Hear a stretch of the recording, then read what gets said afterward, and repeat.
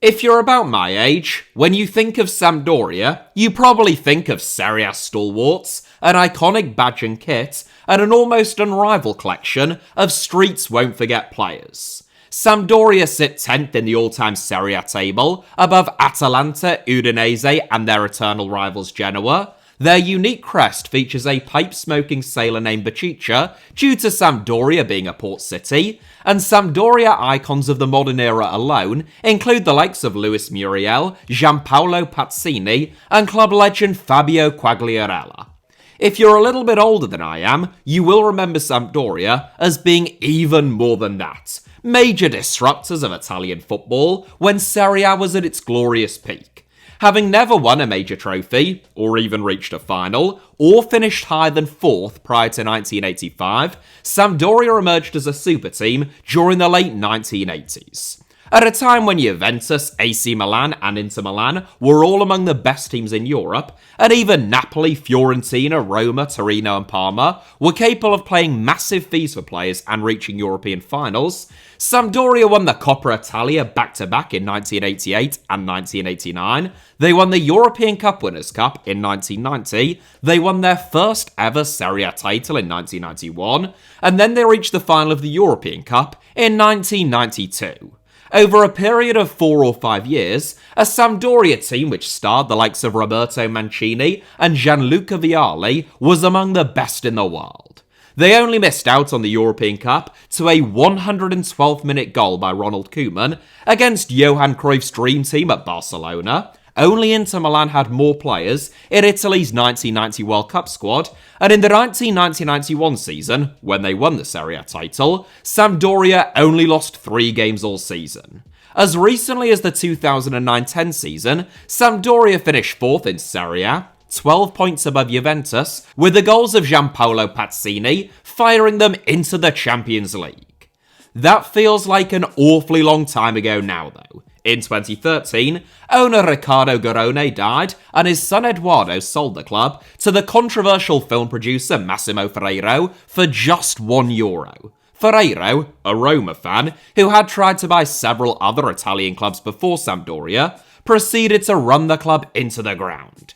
In the 2022-23 season, Sampdoria endured statistically, and indeed emotionally, their worst ever season in Serie A, finishing dead last and only winning 3 games all season. Meanwhile, mounting debts and unpaid bills put the club's very existence at risk. At Sampdoria's final Serie A game, their supporters unveiled a banner which read, "From hell we shall return," but hell is proving to be a little bit tougher to escape from than Sampdoria would have liked, and 9 games into this season, the former European Cup finalists are currently closer to slipping down into Hell B, or Serie C as it is otherwise known, than they are to returning to Serie A. I have been bombarded with requests to make a video about Sampdoria for years now, and with sincere apologies to prolific requester at 0101_root for the delay, I have finally relented. So sit back, relax, and join me on a journey to Genoa, a city which has had this flag for longer than England, is home to Italy's busiest port, and was the birthplace of Christopher Columbus. As we take an expedition in the name of investigation only, rather than conquest or colonisation, to Italy's 6th largest city, and attempt to figure out how their football team went from 4th in Serie A to almost restarting in the 4th tier in the blink of an eye, and where exactly they go from here. Sampdoria were formed through a merger of 2 Genoese football clubs, Sampdoria and Andrea Doria, immediately after World War II, and so much of the club's identity reflects that fact. The club's name obviously takes the first part of Sampdoria and the second part of Andrea Doria to create Sampdoria. Meanwhile, their kits are primarily blue, the colour of Andrea Doria, but always with the iconic white, red and black bands on their shirts, which were the colours of Sampdoria and can also be found on Sampdoria's unusual crest. Sampdoria started out in Serie A in 1946, and over the next 3 decades, they would only spend 1 season outside of the top flight. Sampdoria can credit their golden age to a chance bout of appendicitis in the 1950s. Paolo Mantovani was a successful businessman born in Rome. Mantovani spent much of his childhood in Cremona as a refugee during the war, but as a young adult, he was transferred to the Gaslini Hospital in Genoa to undergo an appendectomy. Mantovani's employers, Cameli Petroli, subsequently transferred him from their office in Rome to their headquarters in Genoa. Mantovani grew up supporting Lazio, but after relocating to Genoa, he fell in love with Sampdoria. During the 1970s, Mantovani befriended Glauco Lolighetti, a local wealthy shipowner and Sampdoria's club president. Mantovani began working for Sampdoria as a press secretary in 1973, at the same time that he amassed a significant personal fortune trading crude oil during the 1970s energy crisis. In 1979, Mantovani used some of that fortune to buy Sampdoria, who had dropped into Serie B for the second time in their history just 2 years earlier. The next 10 years would be fraught with controversy and legal battles for Mantovani on a personal level, as he stood trial for fraud, smuggling, trafficking, false accounting, criminal association, and all manner of other things, though he was never convicted. But on the pitch, Mantovani's ownership of Sampdoria was an extraordinary success. Promoted to Serie A in 1982, over the next 12 years, Sampdoria only once finished outside of the top half of the Serie A table. They won the league in 1991, they reached 2 European Cup Winners' Cup finals, winning one of them, a European Cup final, and they reached the final of the Coppa Italia on a remarkable 6 occasions in 10 seasons, winning 4 of them, which was the best record of any team in Italian football during that time. When you think that Serie A was the best league on the planet throughout this period, with Inter, Juve, Milan and Napoli boasting the likes of Bergomi, Baresi, Rijkaard, Laudrup, Platini, Maradona, Baggio and Van Basten, and that Sampdoria were in Serie B when Mantovani acquired the club, that was an achievement which it would be difficult to overestimate. Unfortunately, in October 1993, Paolo Mantovani died of lung cancer, aged 61. When Italy won the Euros under Roberto Mancini, with Gianluca Vialli as their operations chief, 2 Sampdoria legends who spent their best years playing under Mantovani, they dedicated Italy's victory to Sampdoria's former owner, almost 30 years since his death. During the season that Mantovani passed away, a Sampdoria team starring the likes of Ruud Gullit and David Platt finished 3rd in Serie A and won their 4th Coppa Italia. In the 3 decades since Mantovani's death, Sampdoria have failed to finish that high or win a major trophy again, suffering 3 relegations to Serie B, including their most recent one. When Mantovani died, his son Enrico assumed ownership of Sampdoria, but following relegation in 1999 and 3 seasons in which the club had failed to win promotion from Serie B, he sold up to Riccardo Garrone. The Garrone family are among the wealthiest and the most powerful in the region. Riccardo's father Eduardo, who was educated at the University of Genoa, amassed an enormous fortune in oil, much of which Riccardo inherited, upon his father's premature death in 1963. Riccardo didn't exactly bankroll Sampdoria, like Moratti at Inter or Berlusconi at Milan, but as a fan, he was happy to invest in the club. Garrone's first move was to appoint Walter Novellino as Sampdoria's next head coach, and in Garrone and Novellino's debut campaigns, Sampdoria won promotion to Serie A. In their first season back in Serie A, Sampdoria finished 8th, and over the next 10 years, they developed a reputation for shrewd recruitment and impressive youth development.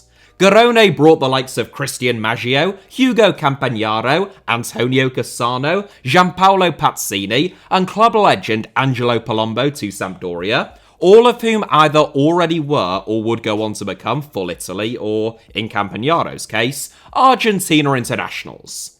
In the 2009-10 season, Sampdoria finished 4th, their highest league finish and their first time qualifying for the Champions League or European Cup since the death of Mantovani. It was an amazing achievement, but in many ways, it was also the beginning of the end. Sampdoria had been so successful that, over the following summer, manager Luigi Del Neri and chief executive Giuseppe Marotta, the latter of whom had been there since 2002, when Garrone arrived, were both poached by Juventus. It was a hammer blow for Sampdoria, who lost their Champions League playoff against Werder Bremen and went out in the group stage of the Europa League, but with the losses of top scorer Gianpaolo Pazzini and their creator-in-chief Antonio Cassano mid-season to Inter Milan and AC Milan, much worse was still to come. From 8th place at the start of December, having won 5, drawn 5 and only lost 2, Sampdoria's form collapsed after Pazzini and Cassano were sold.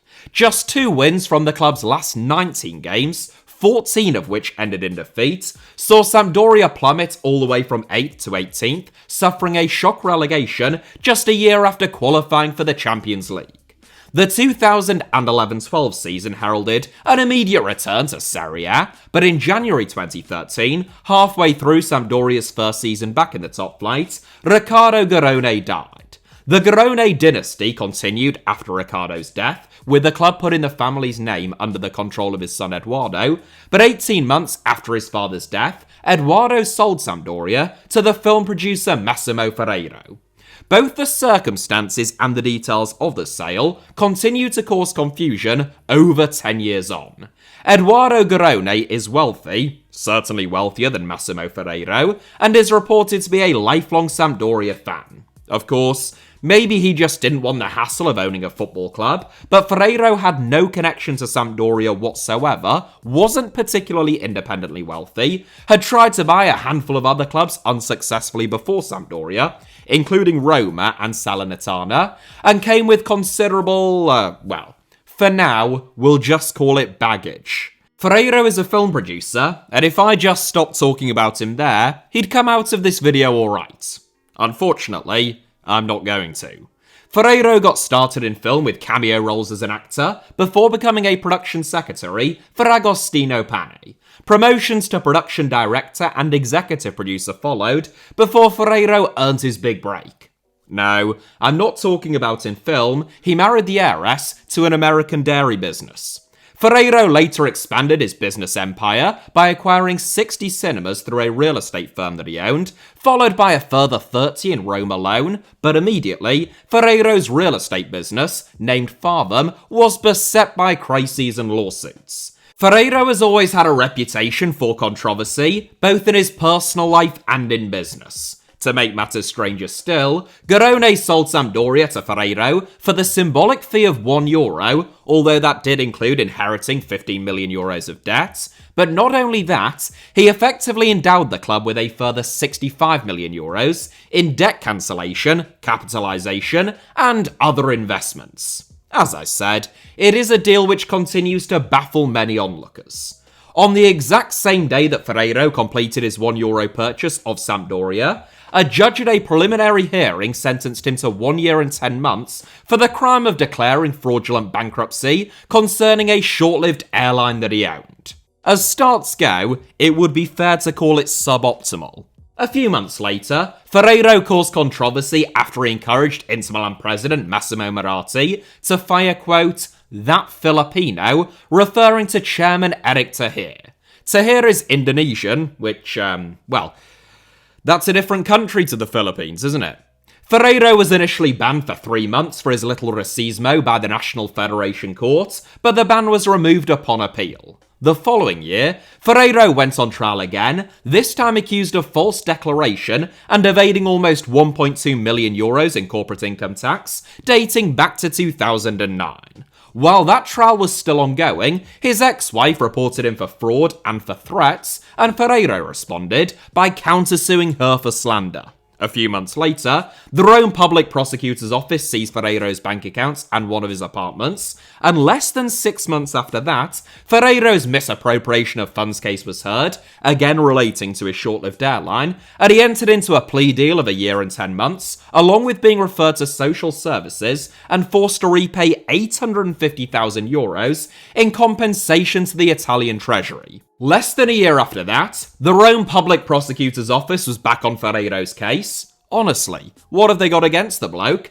This time investigating him for embezzlement and money laundering, which, for the first time, was alleged to have involved Sampdoria's accounts as well. Ferrero was accused of having stolen between 1.1 to 1.2 million euros from Sampdoria's accounts, effectively through skimming on Pedro Obiang's roughly 10 million euro move to West Ham, but this time, Ferrero and his 4 co-defendants were acquitted. The court cases didn't stop there, though. While all of this was going on, of course, there was the small matter of football for Sampdoria. Because Ferrero was in perpetual trouble with the authorities and wasn't massively independently wealthy regardless, the club adopted a strategy of raising funds through player sales throughout his ownership. In the 10 years between the 2012-13 season and relegation in 2022-23, Sampdoria raised almost 450 million euros in player sales and close to 100 million euros net, which was the 4th highest net figure in Serie A. That included selling the likes of Patrick Schick, Milan Skriniar, Lucas Torreira, Luis Muriel, Joachim Andersen, Dennis Pratt, and Joaquin Correa. The only problem with selling all of your best players is that if you don't replace them, you end up not having any good players. And it's not that simplistic to say that that is what happened at Sampdoria. In actual fact, the speed of the club's demise under Ferrero's disastrous ownership was likely tempered by Fabio Quagliarella defying the laws of biology which, famously, don't apply to Italian centre-forwards. Following his return to Sampdoria in 2016, Quagliarella was outstanding. He scored 12 goals in his first full season back, 19 in his second, and then, age 36, an incredible 26 goals in 37 games in his third, which was enough to win in the Serie A Golden Boot, ahead of Duvan Zapata, Christoph Piatek, and Cristiano Ronaldo, and to fire Sampdoria up into 9th. Quagliarella struck 25 times in the 2 seasons that followed, but when he finally started to slow down, age 39, understandably, Sampdoria sank like a stone. At the same time, while Sampdoria had raised a significant amount in player sales, that revenue had been used to service the club's wage bill, day-to-day operations, and, shall we just say, other expenses. The club's training ground, therefore, vital to what had long been a very respectable academy and a wellspring of reliable talent and income for the club, went neglected, with inevitable long-term consequences.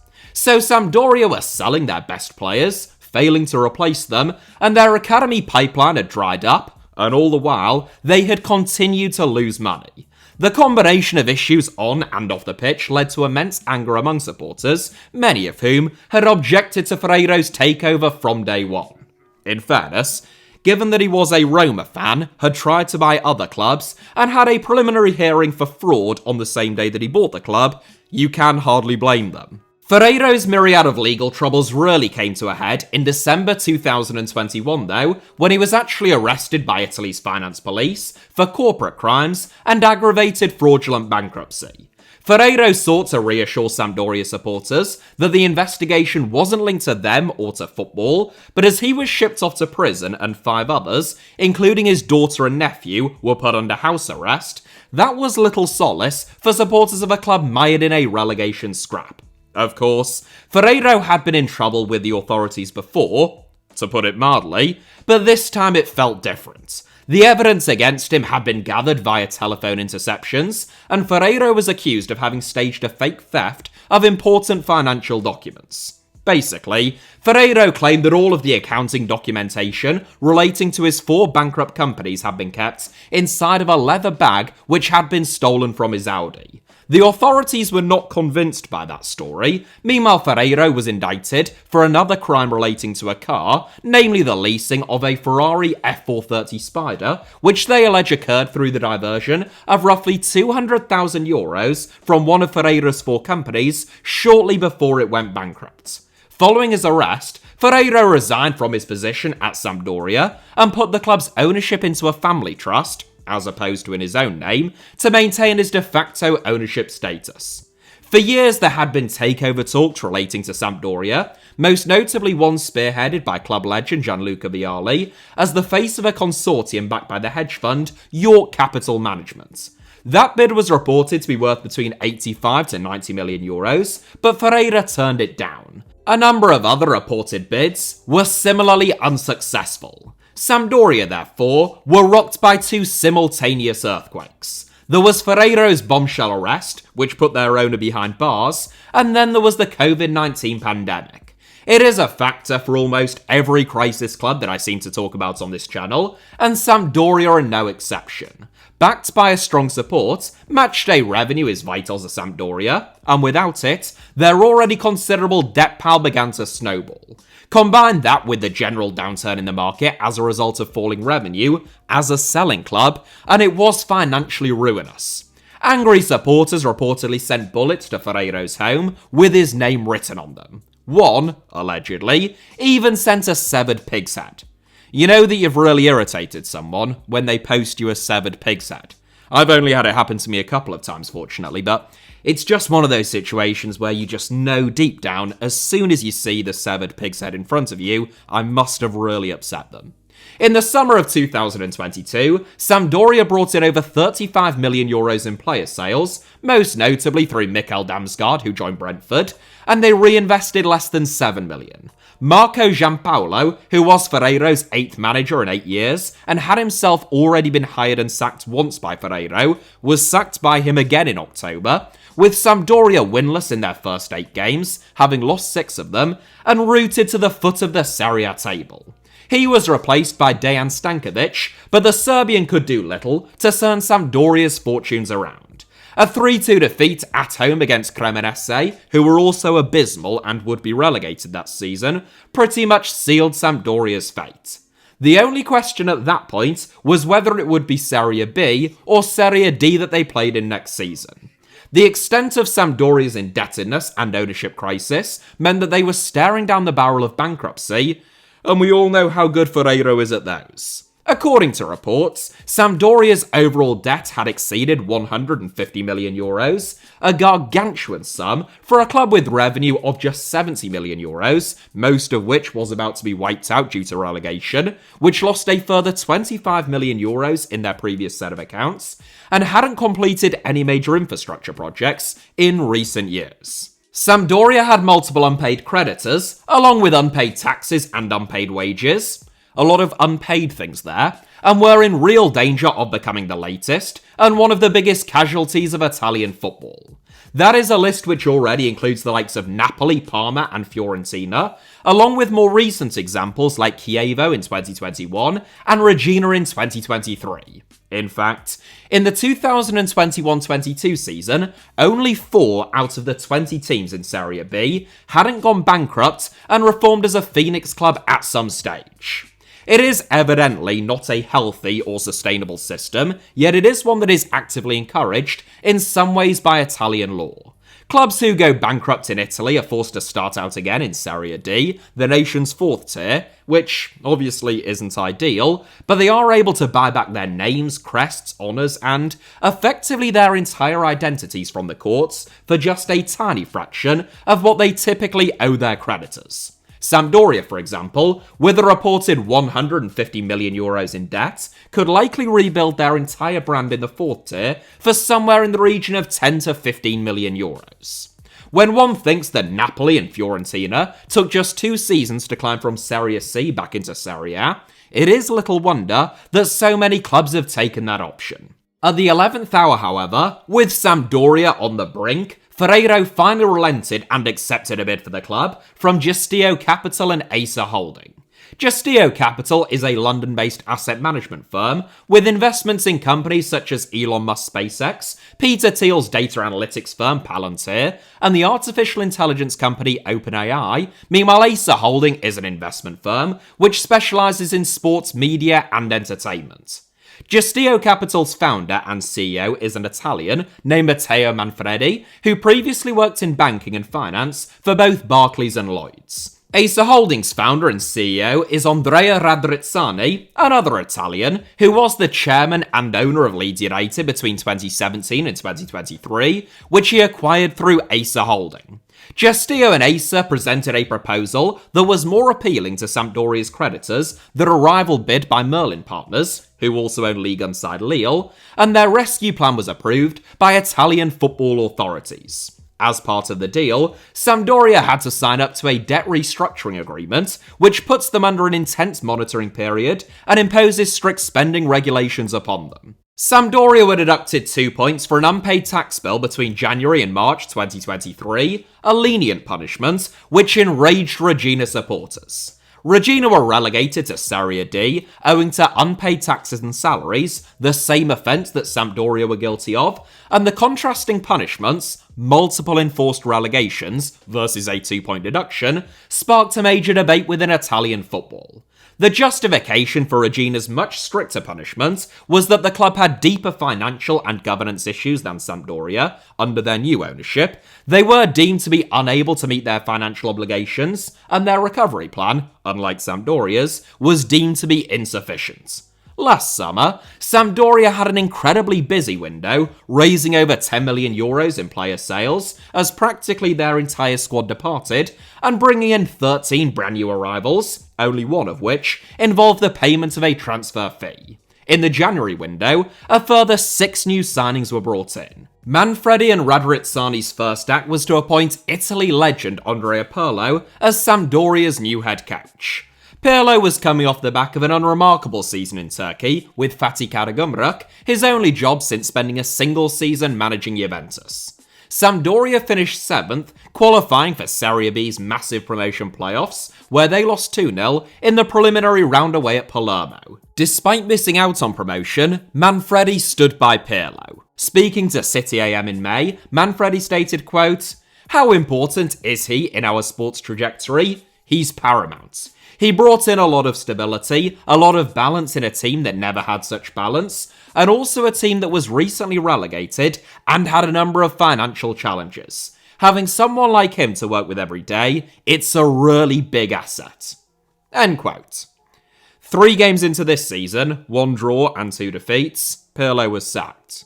There are a lot of comparisons between Sampdoria and Leeds United, Radrizzani's former club. Both are considered sleeping second-tier giants with big stadiums, big support, and big growth opportunities, who last tasted success at the beginning of the 1990s. However, Sampdoria's current predicament is more similar to Leeds' financial ruin in 2004 than when Radrizzani arrived in 2017. What's more, there has been some ambiguity as to the extent of Radrizzani's involvement.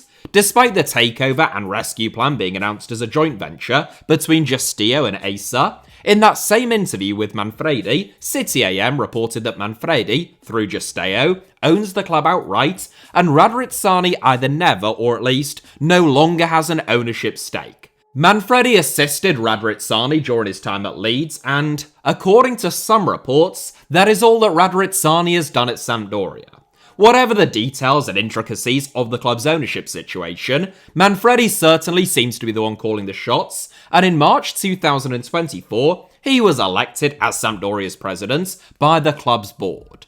Manfredi had hoped to secure an additional €40 million cash injection to get Sampdoria back on their feet, holding talks with Qatar, who own PSG, and the Reuben brothers, who own the 15% of Newcastle United that isn't owned by Saudi Arabia, but both deals eventually broke down. Despite the financial constraints, Manfredi has already completed work on Sampdoria's upgraded training ground, which should hopefully be the first step in reigniting the club's faltering academy. Next in Manfredi's sights is Sampdoria's stadium, the Stadio Comunale Luigi Ferraris, but that will be an altogether much more costly and politically fraught challenge. Sampdoria share their home ground with bitter rivals Genoa. Originally built for Genoa in 1911 and named after their former player, engineer and soldier Luigi Ferraris, who died in World War II aged only 27, Sampdoria moved in following their merger in 1946, and the two clubs have played at the stadium uninterrupted ever since. Owned by the local municipality, like a lot of stadiums in Italy, the Stadio Luigi Ferraris has become a little tired in recent decades. Also, like a lot of stadiums in Italy, despite minor renovations in 2015 and 2016, and as a result, Genoa and Sampdoria have fairly underwhelming matchday revenue, yet again, like a lot of clubs in Italy, despite their not inconsiderable support. The two rivals came together following Manfredi's takeover of Sampdoria, forming a company called Genova Stadium SRL, which they co-own 50-50, with the aim of acquiring the stadium from the municipality of Genoa and carrying out major renovation works. The stadium is expected to cost somewhere around €14 million to buy, with a planned renovation work taking the overall cost to roughly €100 million, and hopefully making the stadium a host venue at Euro 2032. It is a big expense for two clubs in a state of crisis, Sampdoria still dealing with massive restructured debt payments with Serie B revenue figures, and Genoa also thought to be in somewhere in the region of €100 million of debt, currently sat inside of the Serie A relegation zone, and still facing the fallout from their owners, 777 Partners, being sued by multiple organisations for unpaid debts, and the American insurance firm Advance Capital Holdings having written to all 777-owned clubs, including Genoa, to inform them that due to unpaid debts, they now own them, not 777 Partners. Yeah, it's all a bit of a mess. Just a few days ago, it was revealed that Sampdoria and Genoa had missed the deadline for submitting an offer to purchase the stadium, and that while an offer had been made the following day, it was exclusively from Genoa, and not Genova Stadium SRL, the company that the two clubs jointly founded, with the express intention of buying the stadium. Hopefully, this was more of an administrative error than anything else. Sampdoria and Genoa had a disagreement regarding the terms of certain financial guarantees made as part of their joint proposals, but Genoa submitted the proposals regardless, with Sampdoria refusing to sign them.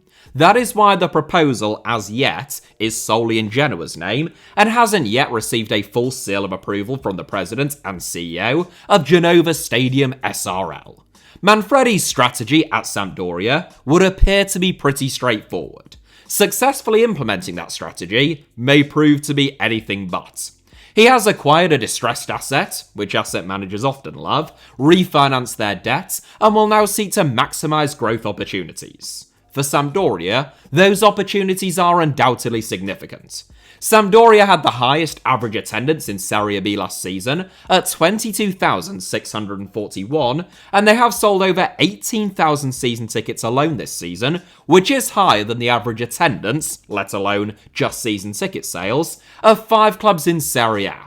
If Sampdoria are able to own, or at least co-own their stadium, upgrade especially their hospitality offering and increase attendances further still, there is huge room for growth in terms of their matchday revenue. As for commercial revenue, Sampdoria have underachieved for years. For a club that has one of the most iconic, beloved, and aesthetically pleasing shirts in the sport, and the potential to create all kinds of sweatshirts and tracksuits as well as shirts that have mass appeal in an era where athleisure and football kits are all of the rage, Sampdoria's previous regime were asleep at the wheel. A shirt sponsorship deal which was worth just €1.1 million, less than Empoli's, and overall commercial revenue of €14 million, so less than Hellas Verona, Bologna and Cagliari, while they were still in Serie A, reflects the degree of room in which there is to improve. That is all low-hanging fruit, but the biggest money spinner for Sampdoria, worth over €50 million to them in the 2021-22 season, is broadcast revenue, but that is dependent upon a return to Serie A, which is where things get slightly more difficult. After another busy summer, a dreadful start to the season, and sacking Andrea Pirlo, Sampdoria appointed Andrea Sottile at the end of August, a journeyman head coach who has never lasted more than 2 years in any of his 15 jobs since going into management in 2011. A master of being fired and rehired, Sottile has had multiple stints at Syracuse, Livorno, and Catania. In fact, between 2017 and 2019 alone, Sottile was hired by Livorno, sacked by Livorno, hired by Livorno a second time, and sacked a second time, hired by Livorno for a third time, and sacked for a third time, and then he was hired by Catania, sacked by Catania, hired by Catania again, and sacked by Catania again, all in that order. Basically, in 2 years, Sottile was hired and fired 5 times by just 2 clubs. Since his appointment, Sampdoria's form has improved. They have won 4 of Sottile's 7 games in charge, including a significant victory over their rivals Genoa on penalties in the Coppa Italia, exerting some revenge for Genoa's celebrations following Sampdoria's relegation in 2023. in the interest of balance, it is worth noting that Sampdoria fans did the exact same thing when Genoa were relegated, so it is very much a two-way street, and would you really have it any other way? The good news for Sampdoria is that if their form falters at any stage, they can of course just sack Sotil and then rehire him again. At the time of recording, Sampdoria are 12th in Serie B, 11 points off top, and 3 points above the relegation zone. It sounds miserable when you put it like that, and it is, as is the club's debt and the state of their women's team, who only narrowly avoided relegation from Serie A Femenile over the last 2 seasons, and are currently bottom of the league without a win in their first 6 games this season. What makes it worse is the fact that it was also utterly avoidable, caused by a rogue owner who acquired the club under a bizarre cloud, never had their best interests at heart, refused to sell them despite legitimate offers to do so, and proceeded to run them into the ground. On the other hand, Massimo Ferrero is gone now, which should mean that Sampdoria can, at the very least, start to look forward. That is it for today's video, but thank you all very much, as ever, for watching. I hope that those of you who have requested this one for a while enjoyed it, and everyone else, of course. Hit the like button if that was the case. Let me know your thoughts down below in the comments, and it goes without saying, really, doesn't it? But I'll say it anyway. Make sure that you are subscribed for both this channel, HITC Sevens, and also my second channel, Alfie Potts Armour, where I recently uploaded my 4th video. Go ahead and give that a watch if you... if you have nothing to do now or want something on in the background with whatever else you're doing. Both of those channels should be about to appear on your screens now, along with that video that I just mentioned and another one that YouTube thinks you might enjoy. You can also find me on Twitter, Instagram or Threads via the username at HITC Sevens on all 3, should you wish to do so. And all of those links plus a whole lot more should be down in the video description below. Cheers.